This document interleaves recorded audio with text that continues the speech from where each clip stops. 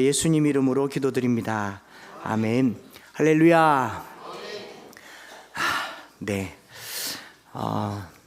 제 37번째 사도행전 말씀 함께 나누도록 하겠습니다. 변명하는 말을 들으라 라는 제목의 말씀 전할 텐데요, 사도 바울이 비록 환난이 기다린다고 하지만 예수 그리스도의 복음을 위해서 죽음도 아까워하지 않겠다는 불타는 일념으로 예루살렘에 도착했습니다. 사도 바울은 보통 복음을 전할 때 어느 도시에 가든지 회당과 거리에서 사람들이 많이 모인 곳에서 복음을 전했습니다. 그렇기 때문에 예루살렘은요, 그 자체가 유대교의 집성지이기도 하고, 지금 이 시기가 이제 오순절에 절기를 지키러 온 사람들이 많았기 때문에 복음을 전할 기회가 적기였던 것이죠. 그런데 지난주에 우리가 살펴본 것처럼 이 바울은 의도치 않은 오해로 복음을 전할 기회를 놓칠 것 같은 위기를 맞습니다. 뭡니까? 율법을 지키지 않는다는 오해를 받고, 또 어떤 불필요한 갈등에 휩싸입니까?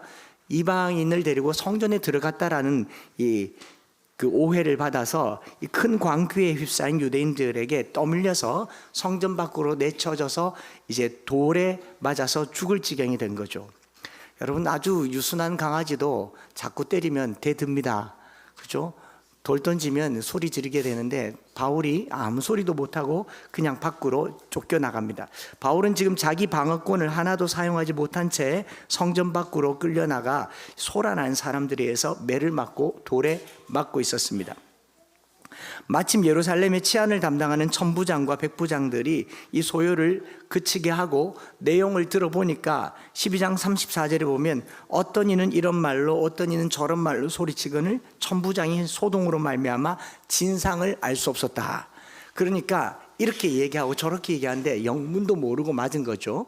또 때린 사람들은 어떤 특정한 이유도 없이 그냥 우르르 가서 돌을 던진 겁니다. 성남폭도들은 영문도 모르고 왜 바울을 죽이려 하는지도 모르고 그냥 사람들이 모여서 우르르 달려가니까 이 누군가가 희생양이 되어가고 있으니까 거기에 돌 하나 더 들고 이제 여러 소문을 따라 돌을 들고 성전 밖으로 따라 나온 겁니다. 이 특별히 고대 사회 투석형 돌 던져서 사람을 처형하는 거는요, 돌 맞는 사람에게는 끔찍한 일이지만 돌을 던지는 사람 가해자가 특정되지 않는다는 장점이 있습니다. 잘 생각해 보셔야 됩니다. 이게 장점이라고 말해야 될지 모르겠지만 모두가 돌을 하나씩 들고 에라이 그렇게 살면 안 된다 에라이 하고 던졌는데 누구 돌에 맞아서 죽었는지 몰라요. 어떤 사람은 살살 던지기도 하고 어떤 사람은 빗 맞아 던지기도 하고 어떤 사람은 아기를 가지고 던지기도 했지만 결정적으로 누구 돌에 맞아서 죽었는가가 없는, 그래서 그 돌을 던지면 책임감과 죄책감이 전혀 없는 이 가장 작은 사형의 방법이 투석형입니다. 사회적 처형 방법이에요. 그래서 모두가 그냥 돌 하나씩 던지면 되는데 어느 순간에 맞은 돌로 죽는 거겠죠. 오늘날 SNS에서 한마디 두마디 쓸 때 그게 사람 죽일 일이라는 걸 생각하지 않습니다. 왜냐하면 그 책임이 내게 있잖아. 나는 그냥 한마디 했을 뿐인데, 딱 이런 분위기예요. 고대에 돌을 들고 사람을 쳤다라고 하는 것은 죽일 만큼 치는 건 아니에요. 에라이 너 그렇게 살면 안 돼, 이런 형태로 치기도 하고 개중에는 정말 어금니 콱 깨물고 작정하고 짱돌 들고 던지기도 했겠죠. 근데 모두가 다 살해 의도를 가지고 던지지는 않는 게 돌이었다라는 겁니다. 그런 이게 오늘날 SNS처럼 이제 사람 죽일 일은 아니라고 하지만 이런 말들이 하나 둘씩 쌓여서 사람의 목숨을 빼앗기도 한다라는 거죠. 군중이 무섭다라고 하는 것은요, 그 군중이 어떤 사람을 향해서 어떤 행동을 했을 때 그 책임이 자기에게 돌아가지 않는다라는 점에서 아주 위험하기도 하고 무섭기도 할 수 있다라는 겁니다. 지난주 어제 우리는 두 그룹의 엄청난 이 시위하는 현상을 영상으로 보았습니다. 이런 류의 이야기를 이 자리에서 잘 안 하는데, 근데 대통령 탄핵이라는 큰 이슈를 두고 어느 교회나 오늘은 이 이야기를 하지 않을까 싶습니다. 일주일 내내 저녁마다 차가운 칼바람을 맞으면서 시민들은 거리로 나섰고, 대통령 탄핵이라는 이 이슈를 두고 국회를 움직이는 시민들의 힘이 대단했습니다. 또 그 반대편에는 탄핵을 반대하는 시민들의 집회도 만만치 않았습니다. 결과는 탄핵이 되었고 이제 헌법재판의 최종 심판만 남았습니다. 어느 교회 가도 이 부분들을 거론하고 있을 거라 잠시 말씀을 드리죠. 그래서 누군가에게는 거슬릴 수가 있고 누군가에게는 불편한 이야기가 될 수도 있고 누군가에게는 시원한 통찰이 될 수가 될 수도 있을 겁니다. 대한민국의 민주주의가 상당히 발전했다, 성숙했다라는 것은 세계가 역사 속에서 평가하게 될 것입니다. 그 중에 국회에 군인들이 난입했을 때에도 체포, 차단이라는 명령을 받았지만 백성들을 안전하게 지키기 위해서 저마다의 역할들을 민족들끼리 총부리를 들이대는 일은 없었습니다. 폭력을 행사하는 일도 없었고요. 짧은 시간에 아주 긴장감이 감돌았지만 안전하게 끝냈습니다. 시민들도 흥분하다 보면 폭도로 변할 수가 있지 않겠습니까? 몽둥이를 들고 나올 수도 있었을 법한데 질서 있게 자신의 목소리를 내면서 흥분을 가라앉힌 것, 국가적인 큰 성숙의 모습이다라고 생각해 볼 수 있습니다.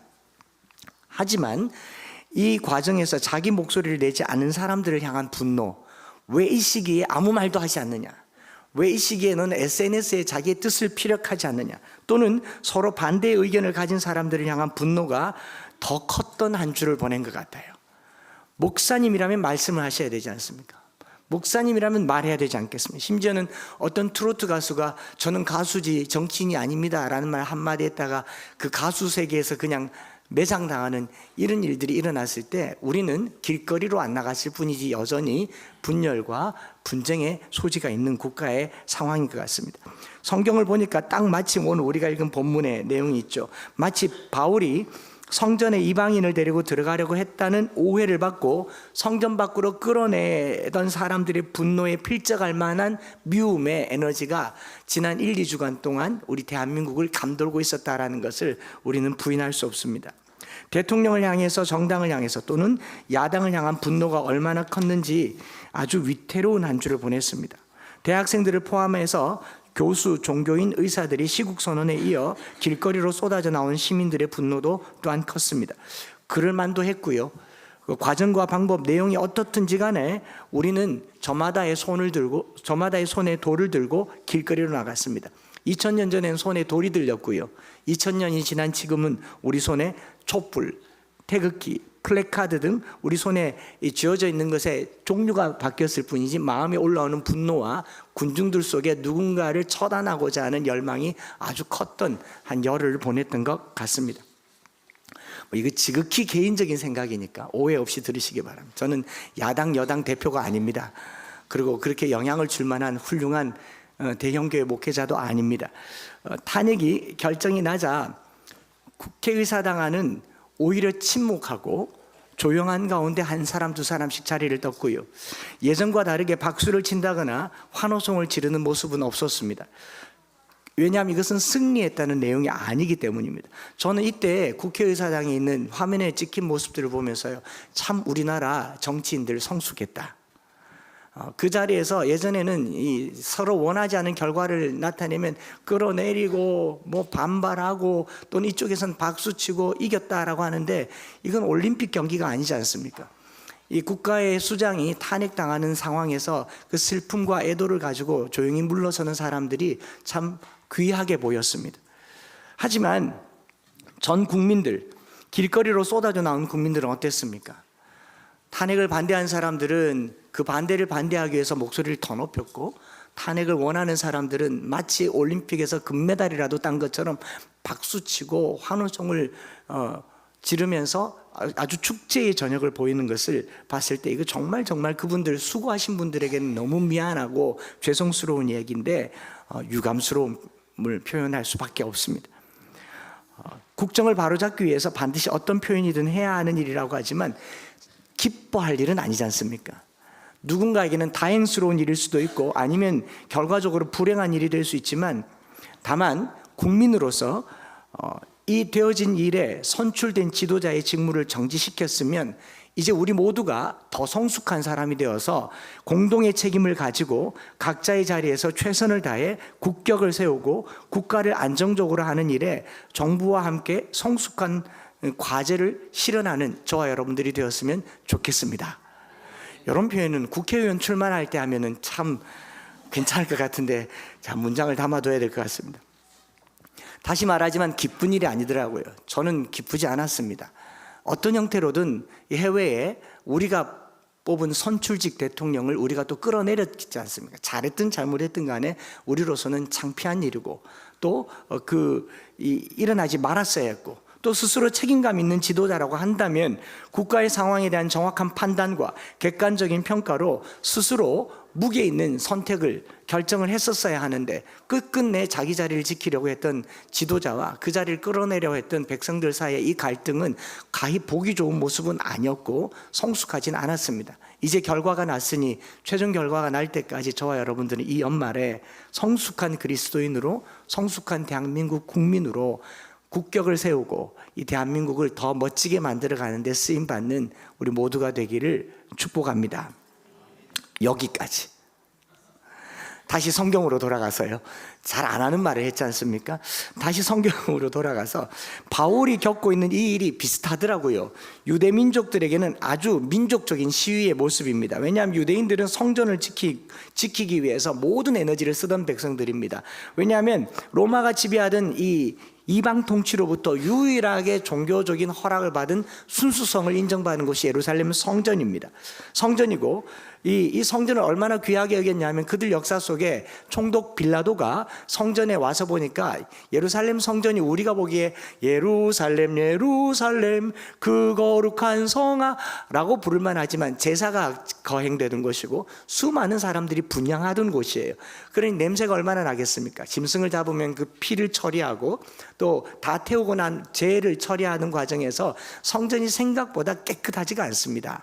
그러니 이 빌라도가 로마의 사람으로 있다가 총독으로 와서 보니까 이 성전이 너무 냄새나고 구질구질해서 자기 깐에는 좋은 뜻으로 성전 안에 있는 성전세 금고를 열어가지고 하수공사를 한 겁니다.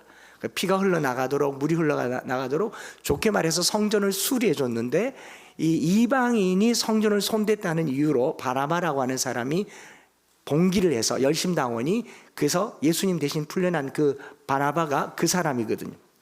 그러니까 성전에 대한 열심이 아주 많은 사람들이 이 유대민족의 정체성과 같은 곳인데 바울이 이방인을 데리고 이 성전에 갔다라는 소문만으로도 온 백성은 돌을 들기 충분하죠. 저것이 빌라도가 얼마 전에 난입하더니 또 그랬구나. 나중에 디도 장군이 예루살렘을 초토화시킬 때 거기 돼지 짐승을 바르고 피를 바르고 그랬었거든요.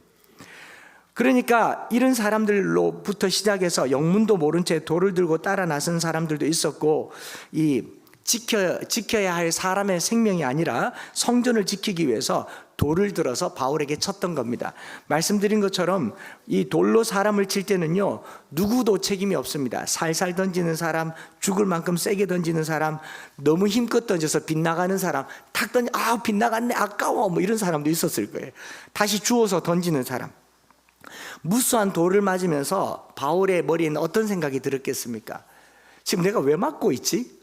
좀 너무 억울한데? 난 성전에 이방인 데리고 안 들어갔는데? 뭐 그런 생각이 들었는데 다행히 천부장이 이 제대로 설명도 못하는 사람들의 여론을 잠재우고 이제 바울에게 말할 기회를 주는 겁니다. 이런 절체절명의 상황에서 바울은 어쩌면 피투성이가 돼서 돌에 하나라도 맞아보면 이 입술이 이렇게 돼가지고 네 한마디만 하게 주세요. 헬라말로 이렇게 말했겠죠.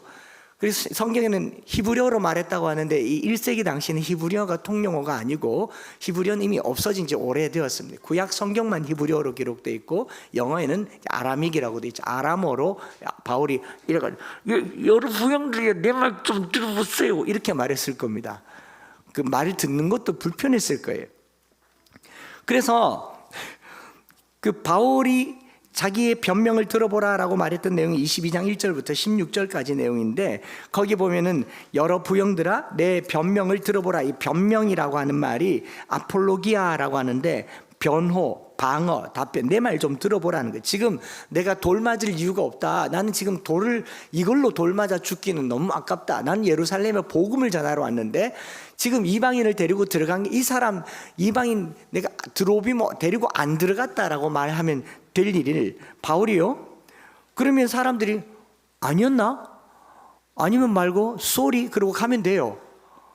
그러지 않겠습니까? 돌 던졌다가 사실 파악만 되면 이방인을 데리고 성전에 들어간 것이 아니라는 것만 확인되면 바울은 풀려나는 일이었습니다. 그런데 바울이 3절부터 시작한 내용이 자기가 돌 맞은 이유에 대한 변명이 아니라 자기의 간증을 가지고 자기가 만난 예수를 소개하고 있다라는 겁니다. 그래서 3절부터 16절까지 복음을 전하고 21절까지 복음을 전하고 나니까 사람들이 더 흥분합니다. 그전에는 성전에 이방인을 데리고 들어간 이유 때문에 돌을 던졌는데 이제는 예수를 전하는 것 때문에 완전 광분해 버리는 거죠.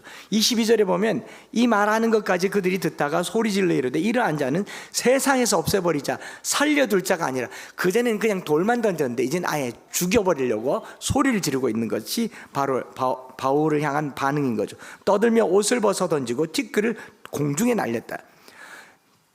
바울은 자기가 변명해야 할 대상에게 이 손에 든 돌을 내려놓게 할 만한 오해를 풀어준 게 아니라 더 큰 분노를 유발시킨 거죠. 그 분노가 뭐냐면 복음을 전했다라는 겁니다. 바울은 이 사람들이 많이 모여 있는 걸 보고 그냥 보내기가 너무 아까운 거죠. 비록 손에 돌은 들었지만 돌 맞음으로부터 피하는 것이 목적이 아니라 모였으니 복음을 전하겠다. 이게 바울의 부르심이었던 것 같습니다. 여러분 잘 아시겠지만 한국이 낳은 세계적인 부흥사, 한국의 무디라고 하는 이성봉 목사님이라고 계십니다. 저기 수안보에 가면 이성봉 채플이라고 있고 저희가 가족 캠프 가면 거기 한 번씩 가보지 않습니까? 이성봉 목사님 한국 방방곡곡뿐만 아니라 만주, 일본, 미국 등지에 다니면서 부흥사로 아주 유명하고 전도 집회에서 참석해서 은혜 받고 감동받아서 그리스도인이 된 사람이 수도 없이 많은데 이분의 말은 영혼 구원하는 일 외에는 나는 취미가 없다. 이게 자기 이성봉 목사님이십니다. 수염을 길러볼까요?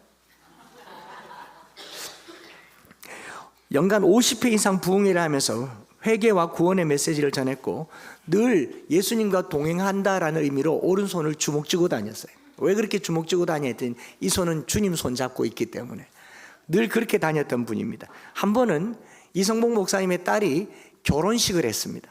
많은 하객들이 모여서 결혼 축하를 했습니다. 결혼 축하를 하고 이제 혼주 인사하는 시간에 이성봉 목사님이 연단에 올라가서 이 많은 사람들을 그냥 돌려보낼 수 없다, 부흥회를 했다는 전설이 있습니다. 대단하지 않습니까? 바울이 자기를 향해서 덕달같이 돌을 던지는 사람들을 향해서 부흥회를 지금 하려고 하는 거예요. 그만하려고 했는데 지난주에 있었던 일을 한 번만 더 말하겠습니다. 그 많은 사람들 중에 목회자도 있었고 기독교인들도 있었고 대구 시민, 서울 각기 있었지만 특별히 크리스찬들은요, 그 많은 사람들을 보면서 모여서 탄핵 혹은 탄핵 반대를 외치는 걸로 끝난다면 한 번쯤 고민해 봐야 돼요. 저는 그랬어요. 이 많은 사람들이 예배 드리면 얼마나 좋겠나. 그게 목사 마음이지 않겠어요? 이 많은 사람들이 하나님을 찬양하면 얼마나 좋겠나. 제가 고등학교 3학년 때 제 아내랑 친구들이, 그땐 결혼했을 때가 아니니까 친구들이 동성로를 가는데 이 대학생 형님 8명이 동성로 대구백화점 바로 맞은편에 명생반점이라고 있는데 그 반점에서 기타를 들고 노방전도를 하더라고요. 대학생 형님들이 고3인데 너무 그게 멋져 보여가지고 형님 어떻게 하면 됩니까? 니도 기타 들고 온나?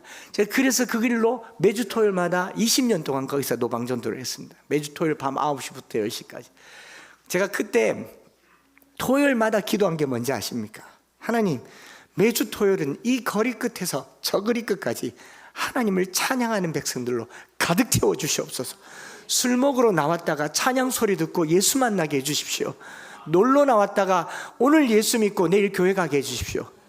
그렇게 기도했고, 그리고 우리 청년들, 청소년들 데리고 1000여 명 집회를, 그 무대도, 지금은 무대가 있지만 무대도 없어서 1톤 트럭 4대 포토를 이렇게 까가지고 그걸 무대 삼아서 집회했던 기억이 나요. 바울의 마음이 어떻겠느냐 말이죠. 바울은 자기가 당하고 있는 억울한 일을 항변하고 변명하려고 그 목소리를 내는 게 아니라 자기가 만난 예수를 전하려고 하고 있다라는 겁니다. 오늘 우리가 살고 있는 이 대한민국, 우리가 지켜야 할 나라이고 대한민국 영원해야 하지만 그리스도인들에게는 영원할 수 없는 나라가 대한민국입니다. 우리는 하나님 나라를 꿈꾸는 사람들이지 않습니까? 그렇기 때문에 이 땅의 것에 목숨을 거는 것이 아니라 하나님 나라의 목숨을 건다면요, 바울과 같은 마음을 한 번쯤은 생각해 볼 필요가 있다라는 겁니다. 그래서 이 이성복 목사님에 대해서 자료를 찾다 보니까 목사님이 부흥회를 하면서요, 이 땅의 것에 대해서 얼마나 허망하고 허사인가를 18번처럼 부르는 노래가 허사가예요. 허사가. 이 허사가라는 노래는 청송의 농민들이 일장춘몽 허사다라고 해서 부르던 노래에 그 마지막 몇 구절을 기독교로 바꿔서 교회에서 불렀고, 부흥회만 하면 이 노래를 불렀습니다. 제가 몇 소절만 불러보면 여러분들이 따라할 수도 있을 노래일 겁니다. 세상 만사 살피니 참헛되구나. 부귀공명 장수는 무엇하리요. 고대 광실 높은 집 문전옥답도 우리 한번 죽으면 일장의 춘몽. 9절에 볼까요? 토지 많아 무엇해 나 죽은 후에 삼척광중 일장지 넉넉하구나. 의복 많아 무엇해 나 떠나갈 때 수의 한 벌 관한 게 족하지 않나. 들어보셨습니까? 12절까지 있습니다. 10절 나갑니다. 땀 흘리고 애를 써 모아놓은 재물 안고 가나 지고 가나.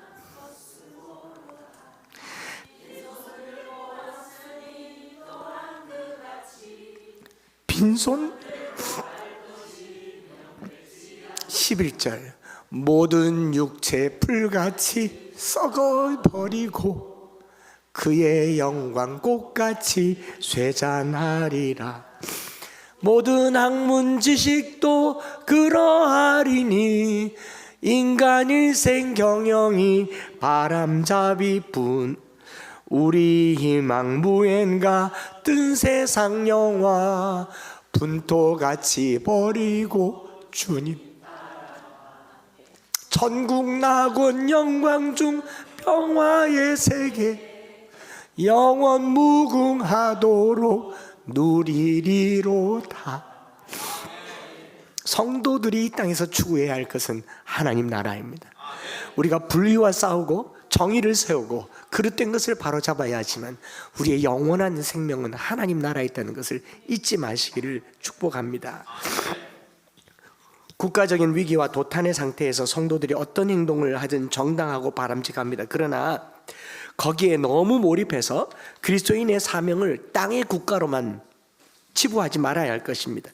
이 국가관에 그리스도인의 삶이 전부인 것처럼 좌든 우든 국가의 흥망에 모든 것을 걸고 지금에 있는 삶을 다 쏟아붓지는 마셔야 합니다. 우리가 쏟아부어야 할 곳은 하나님 나라입니다. 바울이 지금 예루살렘을 불법으로 지배하고 있는 로마에 와서요, 이 예루살렘 사람들을 다 모아놓고 로마인을 쫓아내자고 말한 게 아니에요. 바울이 예루살렘에 복음을 전하러 와서 이스라엘 나라의 회복을 위해서 사람을 모은 게 아닙니다. 바울은 예루살렘 성전에 모여서 천부장을 쫓아내려고 복음을 전한 게 아닙니다. 바울이야말로 로마 사람들에게 오해를 받았어요. 너가 그 폭도냐? 아니다. 유대인들에게 오해를 받았어요. 너가 성전에 이방인 데리고 갔냐? 아니다. 바울은 그런 오해 속에서도 오해를 풀려고 하지 않고 예수 그리스도를 전하라고 했다는 거죠. 그 바울이 말한 그 변명의 내용을 짧게 한 3가지 정도로 살펴보고 기도의 제목을 삼으려고 합니다.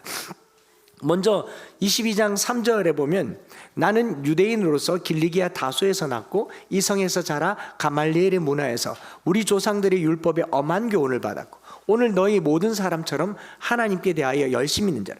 사도 바울은 자기의 배경과 자기의 그 백그라운드를 얘기하면서요, 그런데 이 배경의 내용을 쭉 살펴보면 자기의 배경보다 부르심이 더 강력하다는 것을 말하고 있습니다. 잘 들어보세요. 내 배경보다, 내 백그라운드보다 부르심이 더 강력합니다. 부르심이 더 강하기 때문에 바울은 자기가 길리기아 다소에서 났고 가말리엘 문화생이고 율법에 엄한 교훈을 받았고 하나님께 대해 열심히 있는 것 중요하게 여기지 않았다라는 거죠.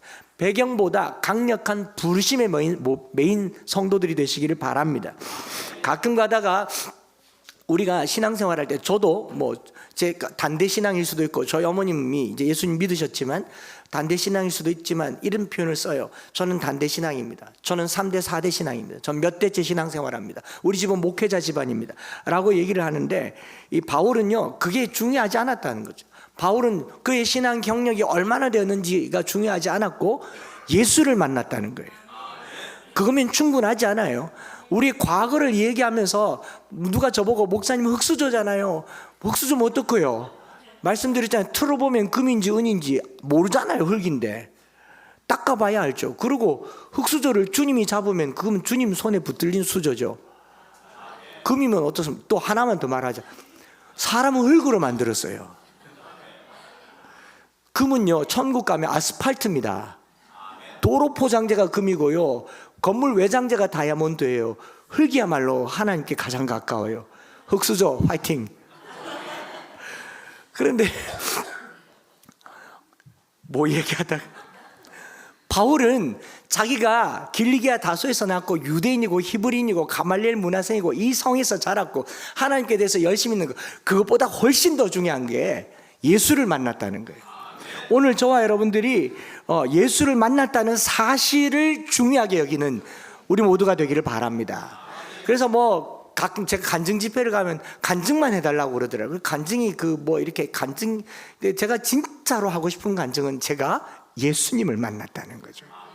그게 진짜 간증 아니겠습니까?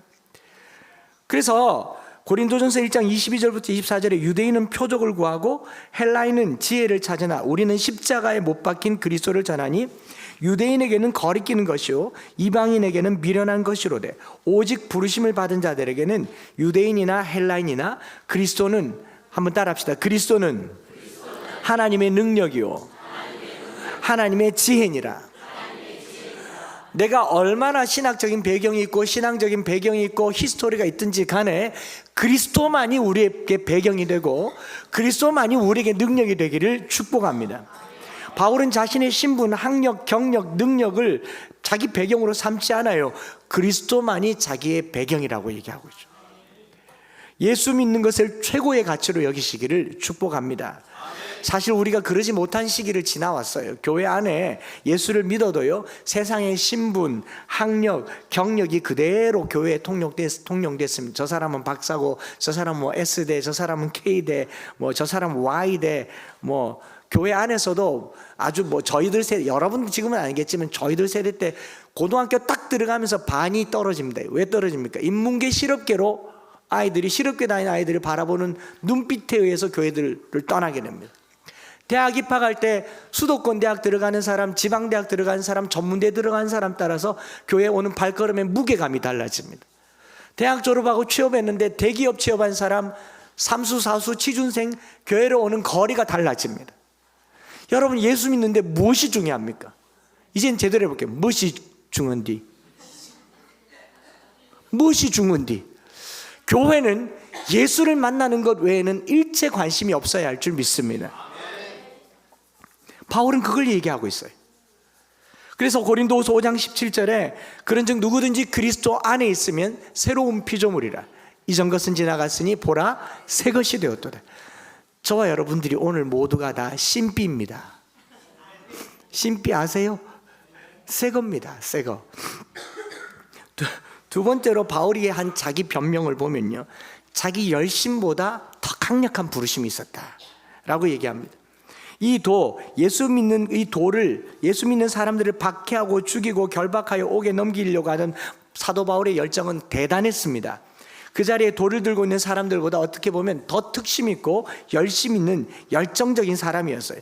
다메섹에 공문을 가지고 가서 예수 믿는 사람들을 잡아서 다메섹이 가까운 거리가 아닙니다. 거기서 예루살렘까지 끌어와서 감옥에 집어넣으려고 하던 사람이 바울입니다. 지금 돌 든 사람들보다 더 열심이었던 사람입니다. 그런데 다메섹으로 가던 길에 큰 빛이 둘러 비쳐서 예수님을 만납니다. 사울아 사울아 네가 어찌하여 나를 박해하느냐. 주님의 음성을 듣고 예수님을 만난 후부터 자기 열심이 아니라 철저히 주님의 부르심을 따라 살게 되었다라는 겁니다. 교회 생활도 내 열심이 너무 특심하면요 누군가를 정죄하게 되고 나만큼 열심이지 않은 사람들을 향해서 지적하게 됩니다. 오늘날 우리 교회가 교단과 교파로 나누게 된 이유가 뭐냐면 자기 교리에 열심인 사람들이 교단을 만들고 교리를 만들었어요.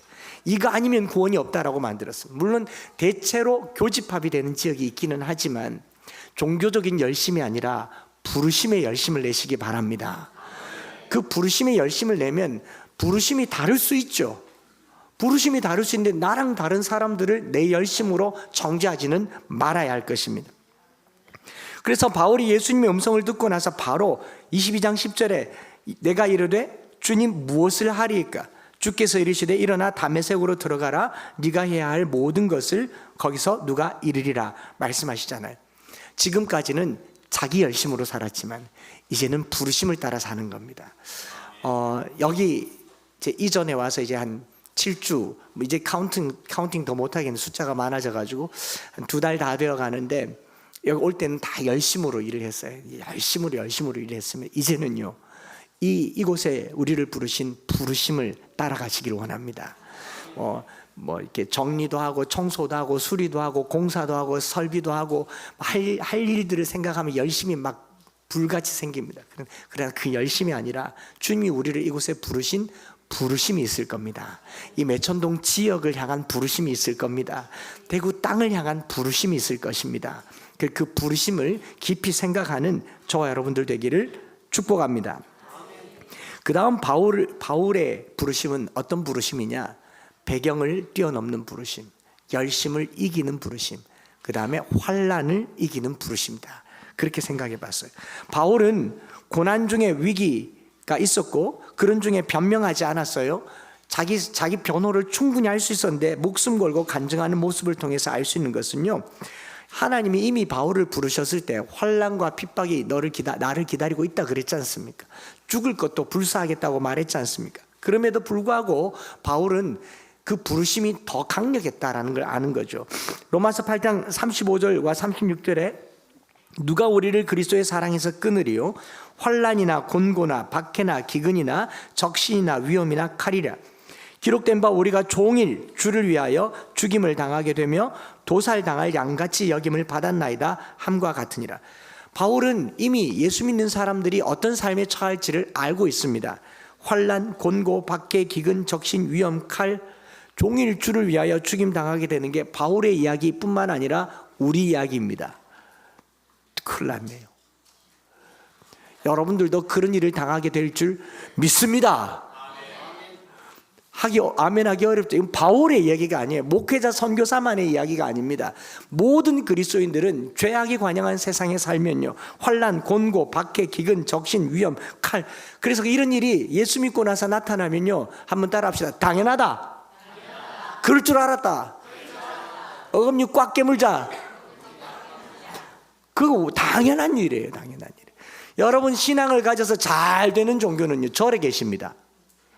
평화로워요. 세상 평화로워요. 눈 좀 닮았죠.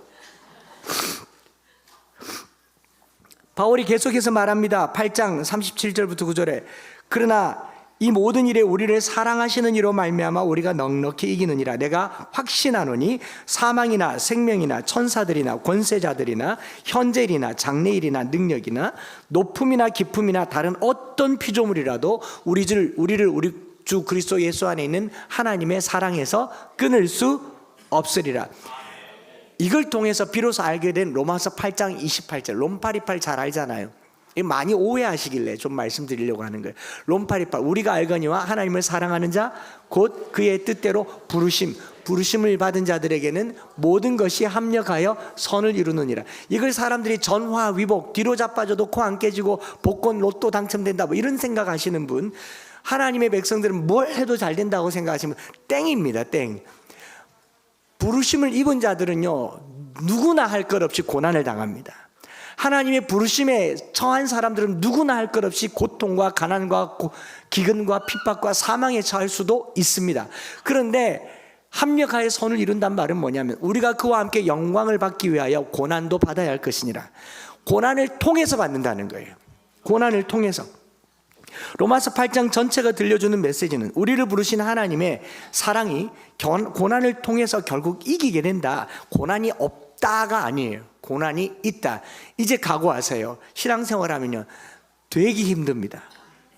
되게 힘들어요. 그냥 마냥 좋지 않아요. 제가 이렇게 좋게 보이죠? 속은 다 썩었습니다. 안 믿으시는데 지난주에도 병원 갔다 왔어요.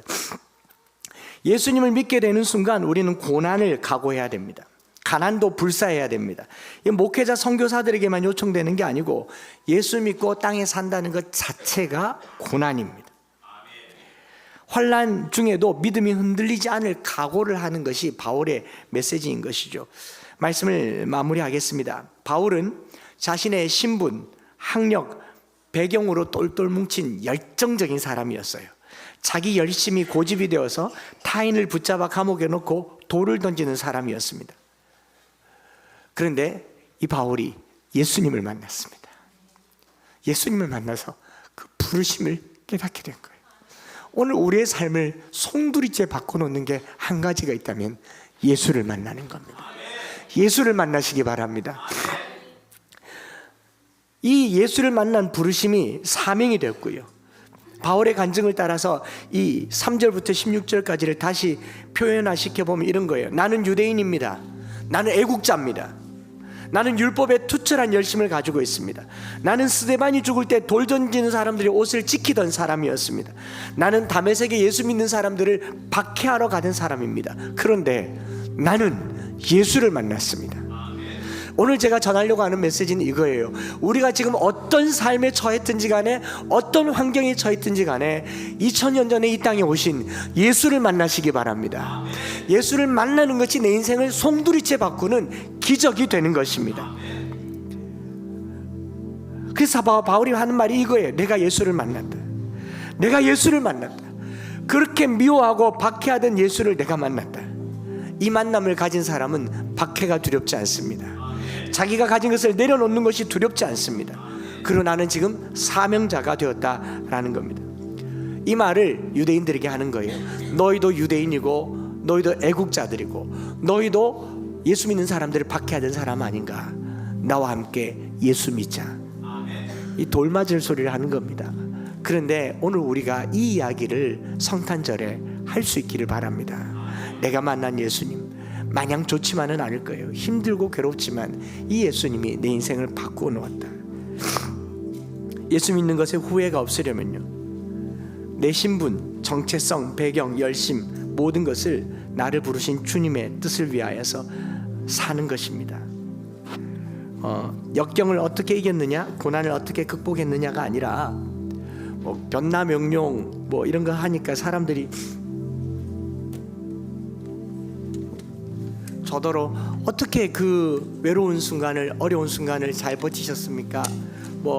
심지어는 초등학교 4학년짜리도 저한테 질문하면서 목사님, 어머니가 그렇게 일찍 돌아가셨는데 난 상상도 되지 않는데 어떻게 버티셨습니까? 이렇게 얘기하는데 제가 간증하고 설교하려고 하는 것은 고난을 잘 견디고 극복하라고 설교하는 게 아니에요. 제가 전하고 싶은 말은 한마디예요.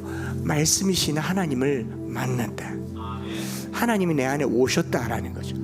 고난을 극복하는 게 아니라 고난을 극복할 수 있는 주님을 만나는 저와 여러분 되기를 바랍니다. 이 찬양 드리면서 한번 말씀 붙들고 기도하면 좋겠어요. 나의 평생에 가장 복된 일은 내가 예수님을 만난 것이라. 나의 평생에 가장 잘한 일은 내가 예수님을 주로 섬긴 것이라. 이것이 나의 간증이에요.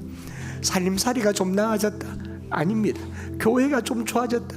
저 이거 관심 없어요. 미안한데요, 여러분들도 저는 별로 관심이 없어요. 저는 주님이 좋습니다. 저랑 같이 주님 만나기를 원합니다.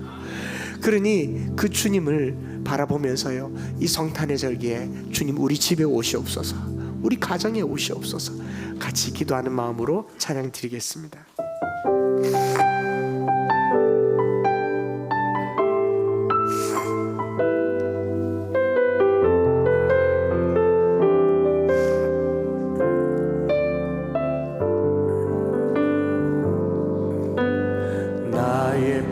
평생에 가장 복된 일은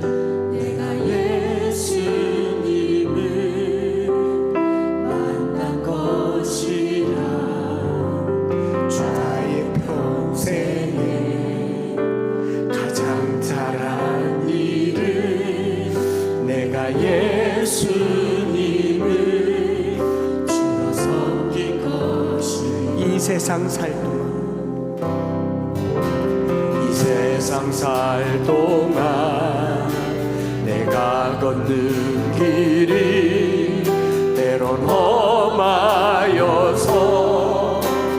넘어질 때 주의 강한 손이 나를 붙드시. 나는 예수님만 주로 섬기며 나는 주를 섬기는 것을 나는 주를 섬기는 것에 후회가 없습니다. 내가 걸어온 모든 시간 주의 은혜 내가 걸어갈 모든 날도 주만 섬기며 살리 오직 예수 이름 부르며 살아가리라.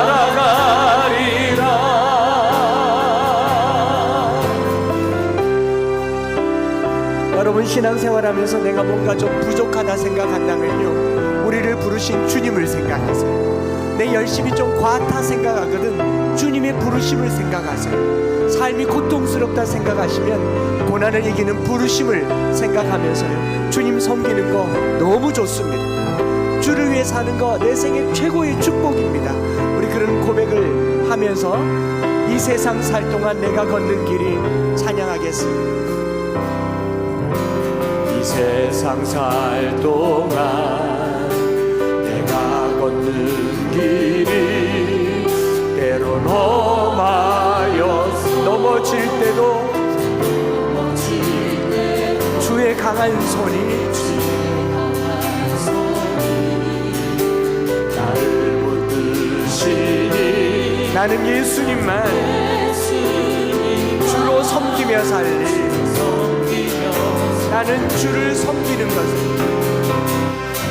나는 주를 섬기는 것에 후회가 없습니다. 내가 걸어온 모든 시간 다 주의 은혜니 내가 걸어갈 모든 날도 주만 섬기며 살리 오직 예수 이름 오직 예수 이름 오직 예수 이름 부르며 살아가니 이것이 나의 간증입니다. 이것이 나의 간증이요 이것이 나의 찬송이세. 나 사는 동안 끊임없이 구주를 찬송하리. 오른손 높이 들고 이것이 나의 간증. 이것이 나의 간증이요 이것이 나의 찬송입니다. 찬송일세. 나 사는 동안 끊임없이 구주를 찬송하리로. 우리 이 시간에 말씀 붙들고 기도할 때 오늘 정말 우리를 향한 부르심이 내가 지금 어떤 삶에 있든지 어떤 환경에 있든지 주를 만나는 것 이보다 더 큰 일이 없어요. 주님이 내게 원하는 일 하는 것 이거보다 더 큰 영광이 없습니다. 지금 내가 얼마를 가지고 있고 무엇을 할 수 있고 별로 중요하지 않아요. 주님 나를 만나주시고 주님 나를 불러주시고 주의 뜻을 이루는데 나를 사용하여 주시옵소서. 이것이 나에게 간증이 되기를 간절히 소망합니다. 부르짖어서 주여 한번 부르짖고 기도하겠습니다. 주여 주여 아버지 하나님, 오늘 우리를 어떤 형편에서 불렀든지 간에 우리를 향한 그 부르심이 예수를 만났다는 사실이 내게 전부가 되게 하여 주시옵소서. 내가 주를 만나 살고 있는 이 삶이 내 생애 최고의 축복이 되기를 원합니다. 내 생애 가장 복된 일이 예수를 만나는 것이라 나의 평생에 가장 잘한 일이 예수를 주로 섬기는 것이 나는 주를 섬기는 것에 하나님, 오늘 주를 섬기며 나가는 우리의 걸음 참 기쁨과 감격이 있게 하여 주시고, 내가 어떤 위치에 어떤 처지에 처했든지 간에 부르심이 강력한 삶을 살기를 원합니다. 환난을 이기는 부르심 가운데 있기를 원합니다. 그것이 얼마나 고통스럽든지 간에 이겨내게 하여 주시옵소서. 이것이 나의 간증입니다. 이것이 나 이 두 손 들고 찬양합시다. 이것이 나의 찬송일세. 이것이 나의 두 손 높이 들고 찬송일세 나 사는 동안 나 사는 동안 끊임없이 구주를 찾 다시 한번 목소리 높여서 이것이 나의 간증입니다. 이것이 나의 간증이요 이것이 나의 찬송일세 나 사는 동안 끊임없이 구주를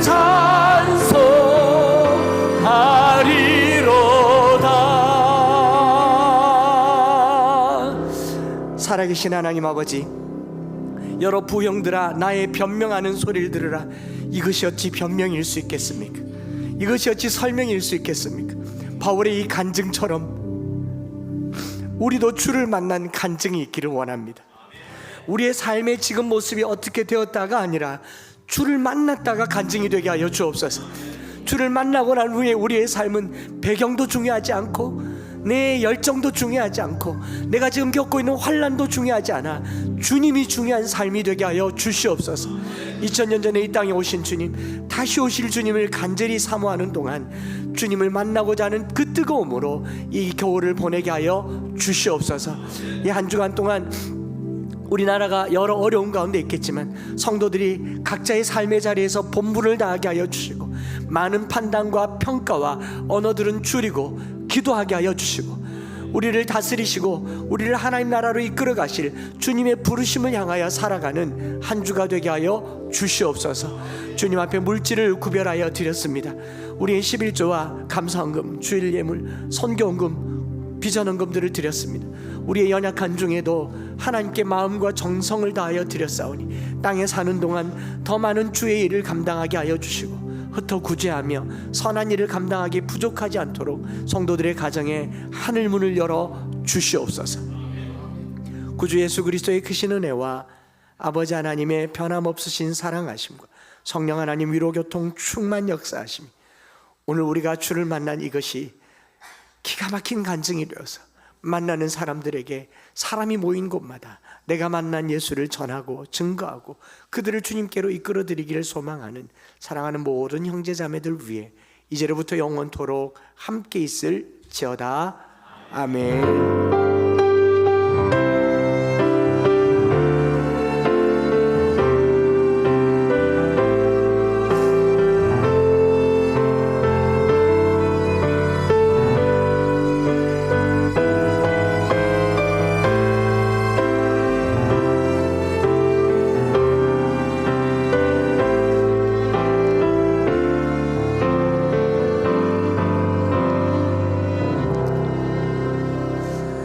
할렐루야. 우리 하나님께 영광의 박수를 드리고요. 앞뒤 좌우를 한번 둘러보십시오. 오늘 처음 오신 분들도 있고 한데 서로 교제하고 대화 좀 나누고 가시면 좋겠습니다. 다녀가시는 분들도 식사하고 가시면 좋겠습니다. 인사하십시다. 서로. 네.